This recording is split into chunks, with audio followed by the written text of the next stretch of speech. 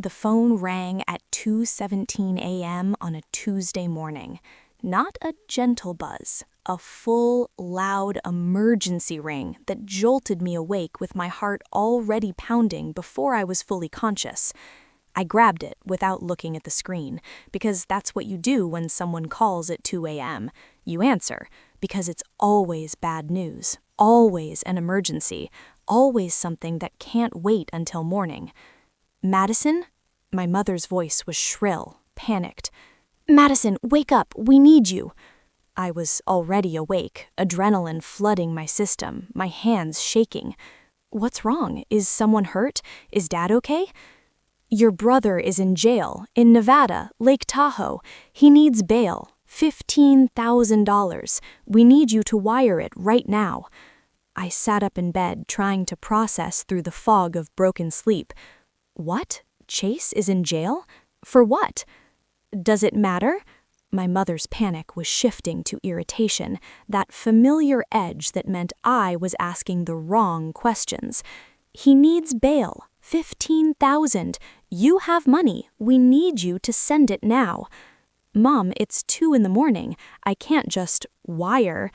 "Yes, you can. You have that business account. You can do it right now. Madison, your brother is sitting in a jail cell.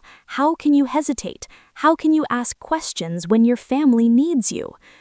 And there it was, the guilt, the manipulation, the same script I'd been hearing for 32 years. I'm Madison Parker. I'm 32 years old, and at 2:17 a.m. on a Tuesday morning, I finally realized I was done being my family's ATM.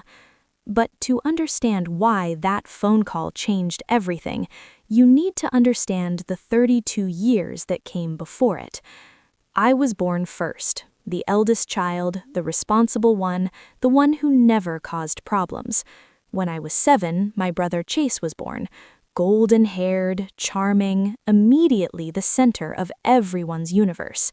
When I was 10, my sister Autumn arrived, beautiful, vibrant, destined for greatness according to everyone who met her. And I was just Madison, reliable Madison, smart Madison, Madison who would be fine, who didn't need the attention or resources that Chase and Autumn clearly required. The pattern started early. Chase needed private tutors because school was too rigid for his creative mind. I got library books and was told to figure it out myself. Autumn needed dance classes, pageant coaching, acting lessons to nurture her natural star quality. I got a job at 15 to pay for my own school supplies. When I was 18 and got into a good state university with partial scholarship, my parents congratulated me but explained they couldn't help with the rest of the tuition. They were saving for Chase's education, and Autumn's activities were expensive. I understood, right? I was so responsible, so capable. I'd figure it out. I did figure it out. I worked full-time while taking full-time classes. I graduated with a business degree and $20,000 in student loans that I paid off myself over 5 years. I got a good job in corporate finance, then a better one, then started my own consulting business that did better than I'd ever imagined. By the time I was 30, I was making 6 figures. I owned my own condo, I had retirement savings and investments. I'd built it all myself, from nothing, with no help from anyone. And somehow that success made me even more invisible to my family, because now I wasn't just responsible Madison, I was rich Madison, Madison who could afford to help, Madison who should be grateful for the opportunity to support her less fortunate siblings. Chase went to an expensive private college on my parents' dime. He partied through 4 years, barely graduated, and bounced between jobs he quit whenever they became too corporate or didn't respect his vision. He was 25 and still living at home, still getting an allowance, still being funded while he figured out his path. Autumn became an influencer. Not a successful one, but one with expensive tastes and a constant need for new clothes, new trips, new experiences to photograph. She had 12,000 followers and treated herself like she had 12 million. My parents funded her lifestyle because she's building her brand and investing in her future. And me? I was the one they called when the mortgage was late, when the car needed repairs they couldn't afford, when Chase's credit cards were maxed out, when Autumn needed to go to Coachella because everyone in her space would be there and she couldn't miss the networking opportunity. I said yes, every time, for years, because they were my family, and family helps family, right? Over 10 years, I gave my parents over $200,000, not loans, gifts, because they never paid me back, and I never really expected them to. Chase's rent when he finally moved out, Autumn's professional photography equipment, my parents' property taxes, car payments, credit card minimums, medical bills, emergency after emergency that somehow only I could solve. $200,000 of my hard-earned money given away in $1,000 increments so frequent I stopped keeping track. Money I could have used for a house down payment, for travel, for my own dreams, gone into the black hole of my family's financial dysfunction. And through all of it, I was still invisible, still just the reliable one, the successful one, the one who had it together, so obviously she could spare it. My parents praised Chase's entrepreneurial spirit and Autumn's dedication to her craft.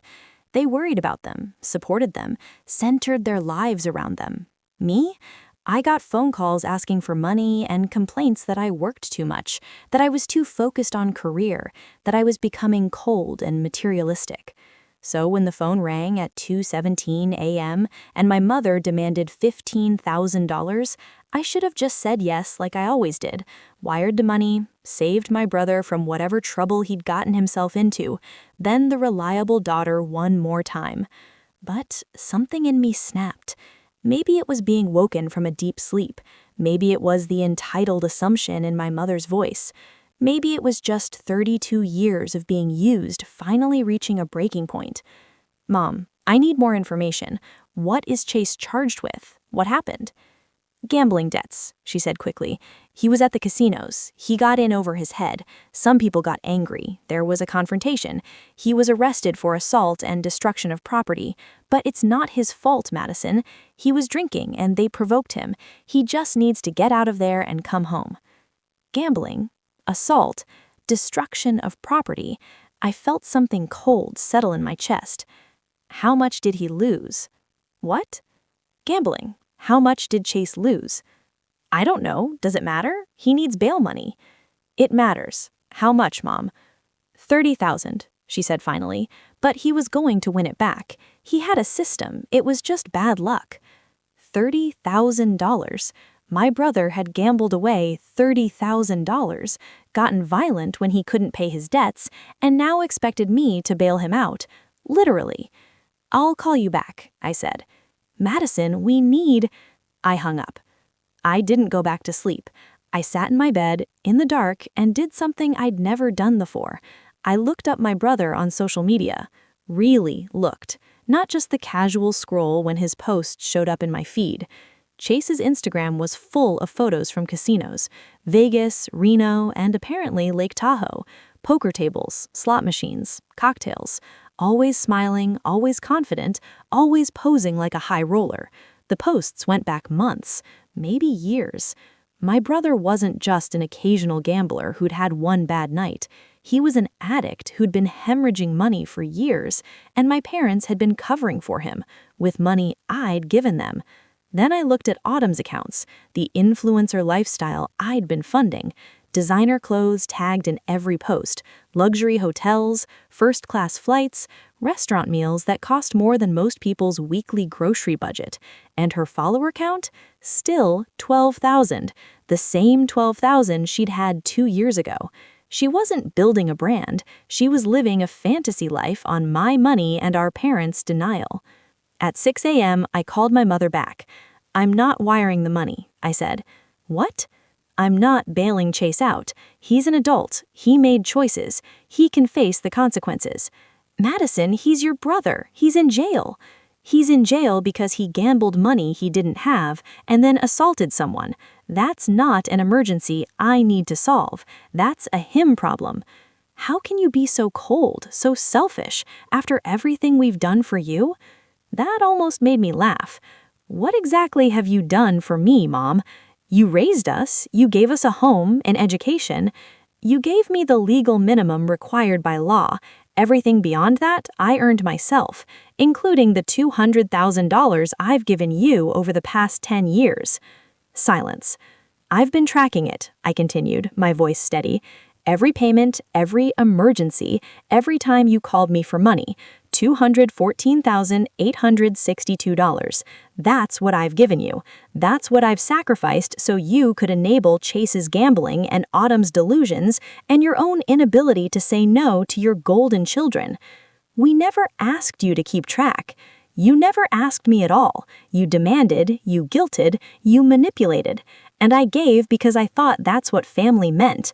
But I'm done now. Chase can sit in jail until you figure out how to pay his bail yourselves. I'm not helping. You'll regret this, my mother said, her voice turning cold. You'll regret abandoning your family when we needed you most. Maybe, but I already regret spending the last 10 years funding your dysfunction. At least this regret will be my choice. I hung up again. For 3 days, my phone exploded. Calls from my mother, my father, eventually Chase from jail, even Autumn demanding to know how I could destroy the family like this. I didn't answer. I sent one text. I am no longer available for financial support. Please don't contact me unless it's an emergency that doesn't involve money. Then I blocked them all and waited for the guilt to crush me. It didn't come. Instead, I felt lighter than I had in years. On day 4, I got a call from a Nevada number I didn't recognize. I almost didn't answer, but something made me pick up. Is this Madison Parker? A man's voice, official. Yes. This is Detective James Morrison with the Washoe County Sheriff's Office. I'm calling about your brother, Chase Parker. He listed you as next of kin. My stomach dropped. Is he okay? He's physically fine. He's still in custody, but I'm calling because during our investigation into the incident at Lake Tahoe, we discovered some things you should know about. Your brother's gambling debts are significantly larger than the $30,000 from this weekend. He owes approximately $240,000 to various casinos and private lenders. Some of those lenders are, let's say, not operating through legal channels. I sat down slowly. 240,000? Yes, ma'am.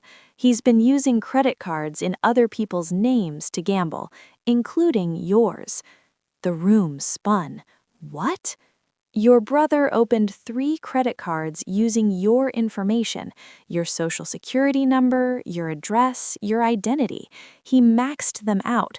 The total on those cards is $68,000. I'm sorry to be the one to tell you this, but you're a victim of identity theft. You'll need to file a police report and contact the credit card companies immediately.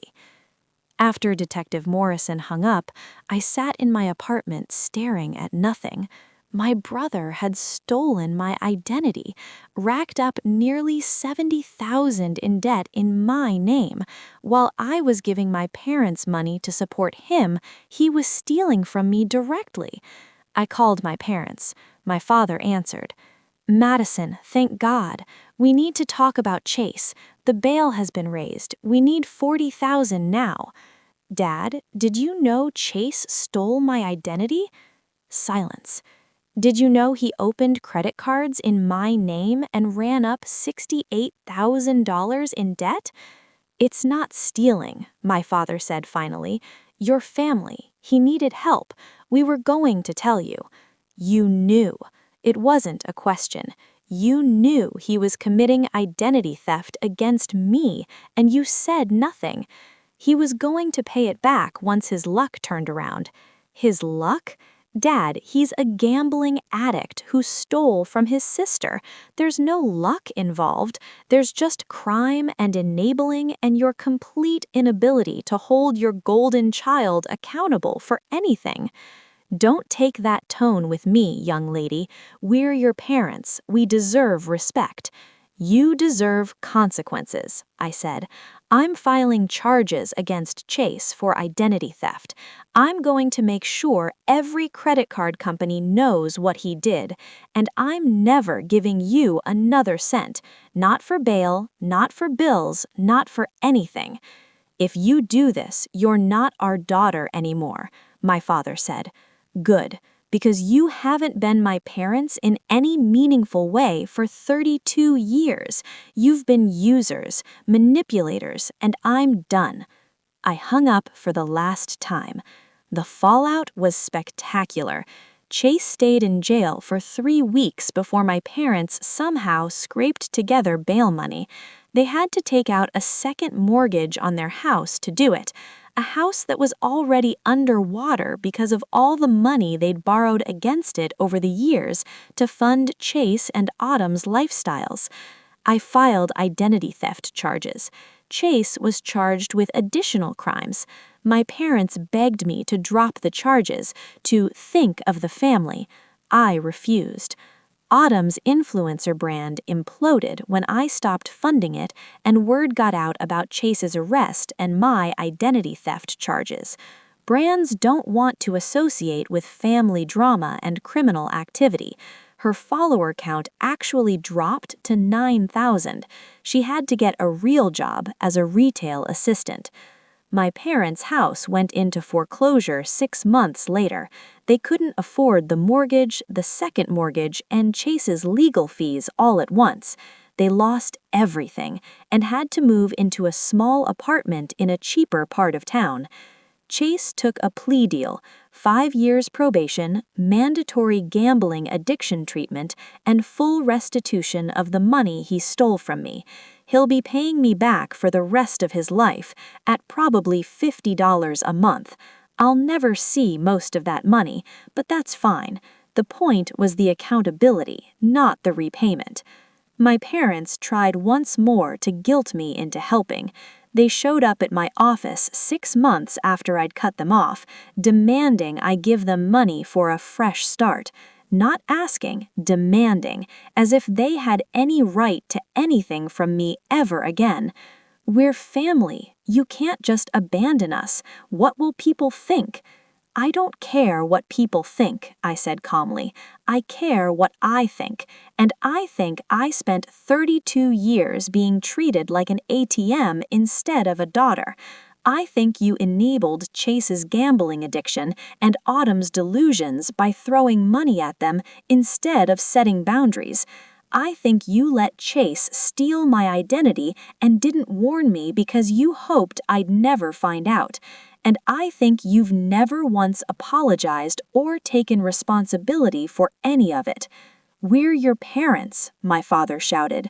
Biologically, yes, but parenting is more than biology. It's support, care, respect. You gave all of that to Chase and Autumn. You gave me guilt and demands and the privilege of funding everyone else's dreams while mine didn't matter. So no, I'm not giving you money for a fresh start. You want a fresh start? Earn it, like I had to earn everything I have. They left. I never saw them again. People ask me sometimes if I feel guilty, if I regret cutting off my family, filing charges against my brother, refusing to help when they lost their house. The answer is no, not even a little. Because here's what I learned. There's a difference between helping someone and enabling them. There's a difference between family loyalty and being exploited. And there's a difference between being cold and simply refusing to set yourself on fire to keep someone else warm. My parents didn't call me at 2 a.m. because they loved me. They called because I was useful, because I'd always said yes before, and they expected I always would. They didn't see a daughter, they saw a solution to problems they'd created by never teaching their other children responsibility or consequences. And when I finally said no, when I finally chose myself, they didn't mourn losing me, they mourned losing my money. That tells you everything you need to know. I'm 33 now.